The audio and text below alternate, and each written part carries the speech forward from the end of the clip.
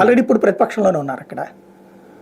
తమిళనాడులో రేపు ఏఐఏడిఎంకేతో కలిసి వెళ్ళొచ్చు, ఇక్కడ కూడా తెలుగుదేశం జనసేనలతో మళ్ళీ కలిసి వెళ్ళొచ్చు. కాకపోతే షేర్ ఎక్కువ అడుగుతారు ఈ దఫా.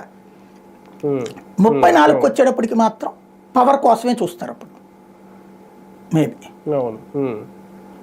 కానీ ఒకటిసారి ఇందులో పాయింట్ ఏంటంటే మీరు చెప్పిందే, ఎందుకంటే నేను డైరెక్ట్గా కూడా బయట కూడా చూస్తున్నాను, నేను డైరెక్ట్గా చూస్తున్నాను కాబట్టి చెప్తున్నాను.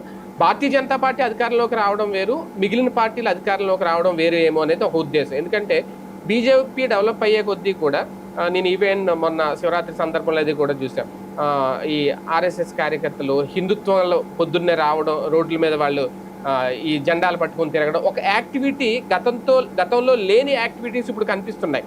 అంటే మిగిలిన పార్టీలు ఉంటే ఇవి ఉండవా అంటే నాకు తెలిసి అయితే మరి ఉండవు, అంటే మరి ఈ స్థాయిలో ఉండవేమో. ఇది ఒక రకంగా బీజేపీకి ప్లస్ భవిష్యత్తులో.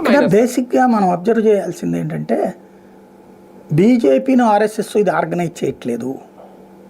నేను మొన్న మా ఏరియా కాస్త ఎక్కువగా లేబర్ ఉంటారు, పక్కనే మిడిల్ క్లాస్ మాలాంటి వాళ్ళం ఉంటున్నాం.